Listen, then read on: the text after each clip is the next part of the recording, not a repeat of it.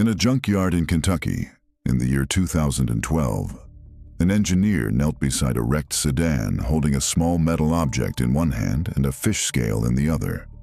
Not a torque wrench, not a calibrated GM diagnostic tool from a billion-dollar manufacturer's own engineering division. A fish scale, the kind sold in a bait and tackle shop for weighing a catch. He hooked it to the ignition key and he pulled, and he watched the needle. Because that was the only way he had left to measure something General Motors itself could have measured in a laboratory 9 years earlier, with equipment that cost more than his entire salary. He was trying to find out how much force it took to turn a key from run to accessory in a 2005 Chevrolet Cobalt, and how that number compared to the same measurement on a 2008 Cobalt, built after a quiet change to a part that, on paper, according to every document General Motors had ever filed, had never changed at all.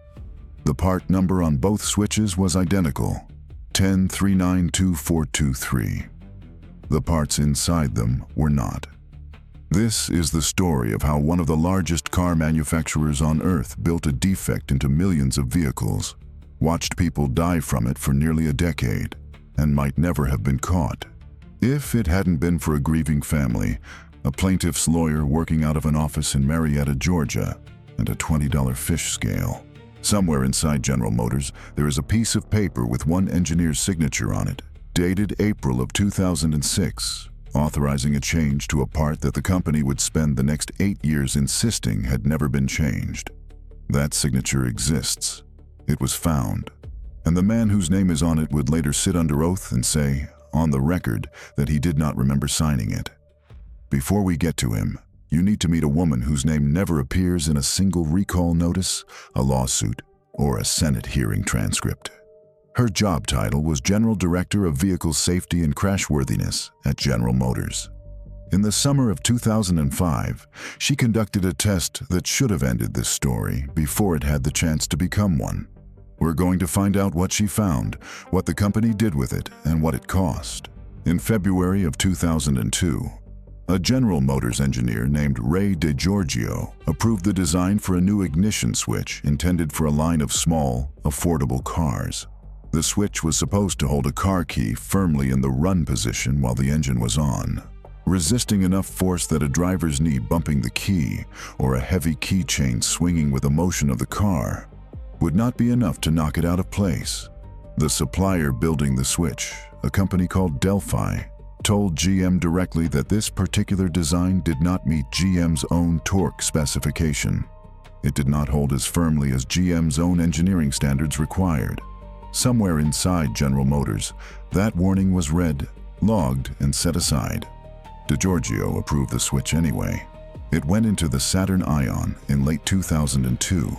Internal GM records would later show the company was already aware of torque problems with this generation of switch as early as 2001, while the Ion was still in development, a full year before DeGiorgio's approval made it into production. Over the next several years, the switch spread into some of GM's highest volume small cars, the Chevrolet Cobalt, the Pontiac G5, the Chevrolet HHR, the Pontiac Solstice, the Saturn Sky.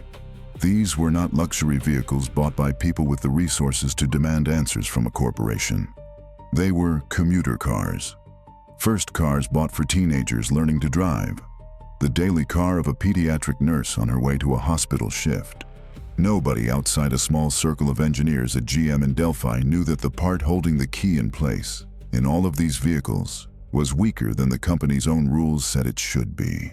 In 2004, 2 years after DeGiorgio's approval, GM's own engineers managed to replicate the ignition slip problem in-house. They proposed a fix. Executives declined to implement it. The internal reasoning, later reconstructed from company records, weighed 3 factors against each other: the lead time required to retool production, the cost of the change, and how effective the fix would actually be. The math did not favor the fix. The investigation was opened, and then it was closed, with no action taken. On July 29, 2005, A 16-year-old girl named Amber Marie Rose was driving her 2005 Chevrolet Cobalt when she was involved in a frontal collision. A contractor working for the National Highway Traffic Safety Administration would later examine the wreck and find something specific. The ignition had moved out of the run position and into accessory before the crash. In accessory mode, a car loses power steerings, it loses power brakes, and critically, in this generation of GM's small cars, it can also disable the airbags, because the system reads the engine as off, and an engine that is off, as far as the airbag control module is concerned, is not a car that needs to protect anyone. Amber Rose did not survive. At the time, her death was recorded as a single vehicle accident. It would be years before anyone connected it publicly to a part on an assembly line in Michigan that GM's own engineers had already, quietly, failed to fix the year before. By the summer of 2005, complaints about Cobalts losing power on the road were becoming difficult for GM to ignore entirely. Two members of the company's own product investigations group decided to find out, once and for all, exactly how easily the switch could fail. They did not need a laboratory. GM's own General Director of Vehicle Safety and Crashworthiness, one of the most senior safety officials at the entire company, tested it herself, in a Cobalt, wearing her own jeans.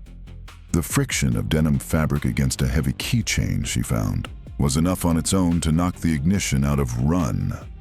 A GM product investigations manager tried it separately and found he could reproduce the failure even more easily than she had. Two senior people inside General Motors had just proven, with their own bodies, in their own clothes, that a car key could turn itself off while a person was driving. Here is what General Motors did with that finding. In December of 2005, the company issued a technical service bulletin, an internal notice to dealers, not a public recall, describing the phenomenon and instructing service staff to tell customers, if they complained, to remove heavy or unnecessary items from their keychains. Engineers also devised a small plastic insert that could be fitted into the key slot to reduce the wobble. It was never mailed to owners. It was never advertised. It was handed out only to customers who happened to bring their cars in for unrelated service and happened to ask about the problem. 474 inserts were distributed. GM had sold hundreds of thousands of these cars. The message to millions of owners, in effect, was silence. The message to the handful who complained loudly enough was, "It's your keychain, not the car." General Motors was not the only institution that had the chance to stop this before more people died. The National Highway Traffic Safety Administration, the federal agency that exists specifically to catch defects like this one, had it too, and more than once. In February of 2007, a Wisconsin state trooper investigating a fatal Cobalt crash wrote a collision reconstruction report that correctly identified the ignition switch and its documented low torque as the likely cause of the airbags failing to deploy. The report reached NHTSA. In March of that same year, regulators were separately informed of the specific circumstances of Amber Rose's death 2 years earlier. Neither report triggered a formal investigation, not from GM and not from the agency built to force one. By September of 2007, an NHTSA official emailed the agency's own Office of Defects investigation, recommending a formal probe. The numbers behind that recommendation were not vague. 29 consumer complaints, 4 fatal crashes, and 14 field reports, all pointing at the same failure in the same small group of GM vehicles. On November 17, 2007, NHTSA's Office of Defects investigation closed the case. Their conclusion? No correlation found between the crashes and the airbag non-deployments. A second NHTSA evaluation, conducted in 2010, reached the same conclusion for the same reason. The agency said it could not find a defect trend in its own data, despite holding, by its own later admission, records of 17 separate lawsuits and claims against GM over these exact vehicles, filed through its own early warning reporting system. 2 chances, 2 closures. The cars kept selling. The switch weaker than GM's own specification demanded, kept shipping in vehicle after vehicle, unremarked and unrecalled. By the end of 2007, General Motors' own internal records showed the company already knew of 10 separate frontal crashes in which the airbags had failed to deploy, each one linked to the same ignition problem. GM did not recall the cars. The number was known inside the company, years before the public ever heard the word recall attached to a Cobalt. In April of 2006, Ray DiGiorgio signed an authorization to Delphi to redesign the switch. The fix was mechanically simple: a longer, tighter spring inside the mechanism, adding just enough resistance that the key would be far less likely to slip out of run on its own. It worked. Internal testing confirmed the new spring dramatically reduced the problem that GM's own safety director had reproduced with a pair of jeans the year before. Fixing a known defect is, on its own, an ordinary thing for an engineer to do. What DiGiorgio did next is the reason this story exists. He requested that the part keep its original number, 10392423, unchanged. Auto safety experts would later describe this as almost unheard of. Under standard industry practice, changing the physical composition of a safety part requires a new part number specifically so that dealers, repair shops, and federal regulators can track exactly which version is installed in which car and recall the defective ones without guessing. A former GM engineer who worked at the company for nearly 2 decades put it plainly, years later, to a reporter: "It is standard procedure to change the number when you change the part the way DiGiorgio did." The request to keep the same number carried only one name on it: his. No manager's signature accompanied it. New switches, carrying the old number, began shipping to production lines starting with the 2007 model year, and only became the standard part in vehicles built for the 2008 model year. Every Cobalt already built, every one sold in 2005, 2006, and most of 2007, kept the weaker, older version already proven, on paper and in denim, to fail. No recall was issued. No public bulletin told owners their car's ignition switch had already, quietly, been judged unsafe enough to redesign. Brooke Melton was a pediatric nurse in Georgia. On March 10, 2010, her father left her a voicemail wishing her a happy 29th birthday. She went to her shift at West Atlanta Pediatrics. After work, she planned to meet her boyfriend for a birthday dinner. 4 days earlier, her white 2005 Chevrolet Cobalt had shut off while she was driving. She lost power steering. She lost her brakes. She managed to pull over and restart the engine, and she called her father, who told her to get it looked at first thing in the morning. She took it to the dealership. They returned it to her on March 9th. She died the next day, driving on Highway 92 in Paulding County as darkness fell. Her Cobalt's ignition slipped from run to accessory. She lost control on a rain-slicked road. The car hydroplaned, collided with an oncoming vehicle, and rolled off the highway, dropping 15 feet into a creek. Her parents, Ken and Beth Melton, arrived at the hospital too late. There was no warning. There was no recall.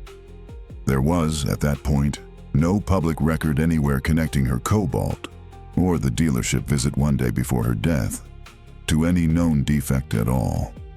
The dealership had handled her car physically 24 hours before the accident that killed her, and returned it to her without a word about an ignition switch that General Motors' own safety director had already proven, 5 years earlier, could fail from nothing more than the weight of a keychain. The Meltons hired attorney Lance Cooper. Cooper, working the case the way a plaintiff's lawyer works any wrongful death claim, hired an engineering expert named Mark Hood to find out exactly why Brooke's car had lost power on a dry stretch of highway she had driven 100 times before. Hood did something nobody at General Motors appears to have done in the years since DiGiorgio's signature went on that authorization form. He bought a replacement ignition switch, the current version, off a dealership shelf, and he compared it, piece by piece, to the switch pulled from Brooke's wrecked Cobalt. He X-rayed both, he photographed both, he disassembled both down to the spring. They were not the same part. Both carried the number 10392423.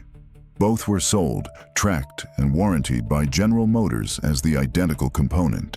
But the spring inside the newer one was longer, tighter, different. When Cooper confronted Ray DiGiorgio with this in a deposition, DiGiorgio said he was not aware of the change. He said he did not remember approving it.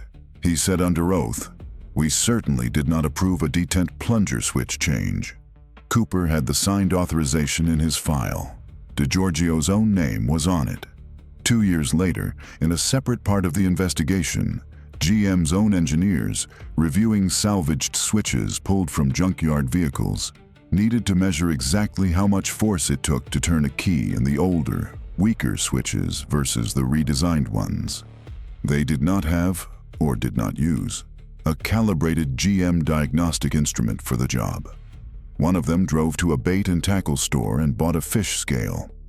In February of 2014, General Motors recalled 1.6 million vehicles. Within weeks, the recall had grown to 2.6 million.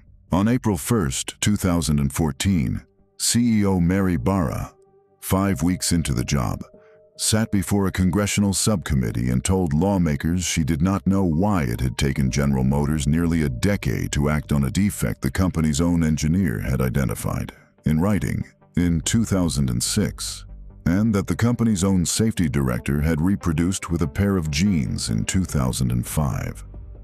"Today's GM will do the right thing," she said. It would become the sentence that defined her testimony. It did not answer the question she had just been asked. Barra commissioned an independent investigation led by former federal prosecutor Anton Valukas and gave it, in her own words, free rein. The report was released in June of 2014, 325 pages long. It did not accuse any single senior executive of ordering a cover-up. What it found instead was, in its own way, worse. It found a corporate culture with its own private vocabulary for avoiding responsibility. Employees described something they called the GM nod, everyone in a meeting agreeing out loud that a defect needed fixing, and then leaving the room and doing nothing about it. They described something else, the GM salute. Arms crossed, pointing outward at other people in the room. A silent gesture that meant the problem belonged to somebody else. Valukas' own words, read into the congressional record. No single person owned any decision. Valukas' report described the underlying failure as a pattern of incompetence and neglect rather than a single, deliberate conspiracy. A distinction that mattered enormously for General Motors' legal exposure in the years that followed, and meant very little to a family that had buried a 29-year-old nurse 4 years earlier. Barra returned to Capitol Hill in June of that year, sitting beside Valukas himself, to answer the questions she had deferred in April. 15 employees were dismissed as a result of the investigation. Ray DiGiorgio was one of them. Regulators separately pursued General Motors for as much as $35 million in fines for failing to report the defect to federal authorities in a timely manner. The Meltons had settled their original wrongful death lawsuit against General Motors in September of 2013 for $5 million, 5 months before the public recall, and, they would later learn, while GM was still concealing what its own engineer had done. When the truth came out, they refiled, accusing the company of fraud and their own case's key witness of perjury. GM settled again in 2015 for an amount neither side was permitted to disclose. Through the compensation fund GM itself established, administered by attorney Kenneth Feinberg, the company eventually confirmed 124 deaths linked to the defective switch. Independent estimates from safety advocates and federal regulators suggest the true number is higher. In September of 2015, General Motors reached a $900 million settlement with the Department of Justice. Under the terms of that deal, no individual General Motors employee, not the engineer who approved a switch that didn't meet spec, not the safety director whose own jeans proved the danger in 2005, Not the one who quietly signed off on a redesign that kept its old number, not one of the executives who sat through years of the nod and the salute, was ever criminally charged. The part that started all of it, the switch that held a car key in place, cost General Motors an estimated 57 cents to fix in 2001 before a single one of these cars was ever built. Every year the fix was delayed, that number stayed exactly the same, 57 cents. It never went up, because nobody with the power to spend it ever agreed to spend it. Beth Melton still says the same thing every time she hears about a new GM recall. I give a nod to Brooke. Not the nod Valukas wrote about, a different one. Hers still means something.